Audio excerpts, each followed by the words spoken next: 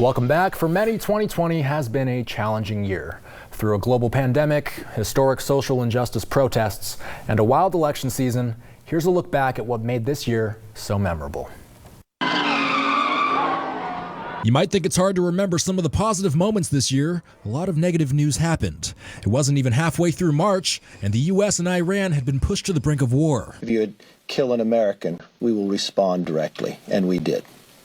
We were safer for it. Kobe Bryant and his daughter were among 9 killed in a helicopter crash near Los Angeles, leaving Bakersfield residents shocked.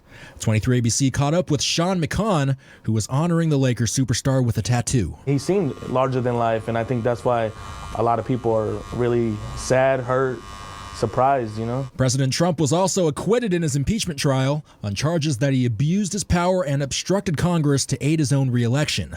A couple weeks after that, the president making a trip to Bakersfield Meadows Field Airport for a speech talking about California water for farmers. We need water in the state, and you have so much water you don't know what to do with it. That would be one of the last large crowd events to be seen in Bakersfield before a statewide stay-at-home order would be implemented, closing businesses and leaving many to stay home as more was learned about the virus. Danielle, that's right. The first case of the coronavirus has been confirmed in Kern County this morning. 10 days later, the first local death would be announced.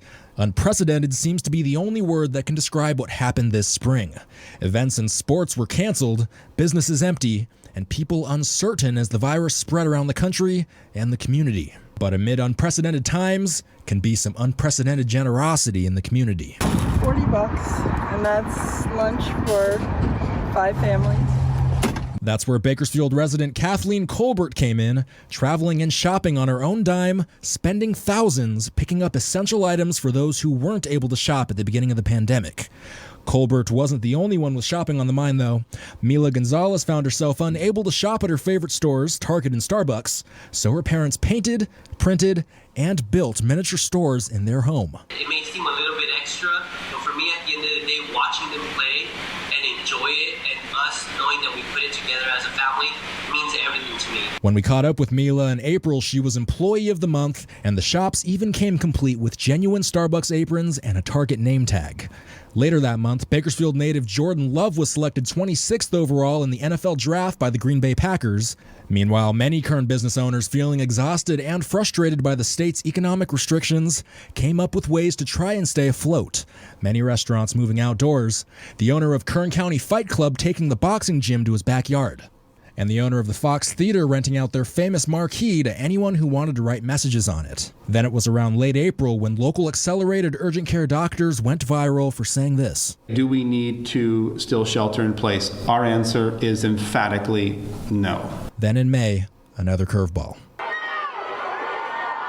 It was on May 25th that George Floyd was killed in Minneapolis, Minnesota, sparking protests around the world, including outside Bakersfield Police Department headquarters.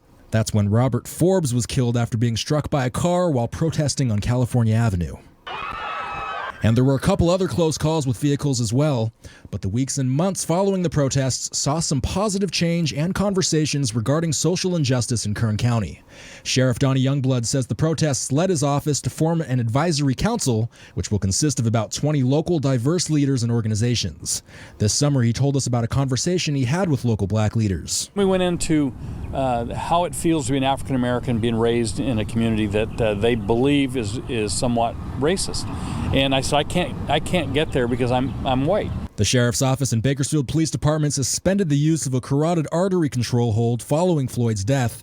And 23 ABC's Carrie Osett bringing together a diverse group of Kern County coaches to have a raw and open dialogue on the impacts of race on them, their teams, and their community. It's unfortunate because the current events in the United States have forced us to be able to really begin to see that, yeah, we do have an issue here. In July, another sad story as an Inglewood man was arrested in the death of 13-year-old Bakersfield resident Patricia Alatorre. A vigil was painted in her honor downtown. You can see that there are some sunflowers. That is actually Patricia's favorite flower. As summer came to an end, on September 16th, convicted killer and former elementary school principal Leslie Chance was sentenced to 50 years to life for the shooting death of her husband in 2013. Then a historic wildfire season turned skies gray and orange, leaving poor air quality for months across the West Coast. So that northerly flow is picking up the smoke from Washington, Oregon, and Northern California fires, pushing it all down right over over our heads. Meanwhile, the state's economic guidelines were still making it hard for small businesses to keep afloat, especially with hot and smoky conditions making outdoor service a struggle. One local leader making it clear he understood those frustrations. We are demanding that you not continue to make this situation any harder on our business community and on our kids than it already is. Many businesses in town choosing to defy orders set by the state because they said another shutdown would prove fatal for their business.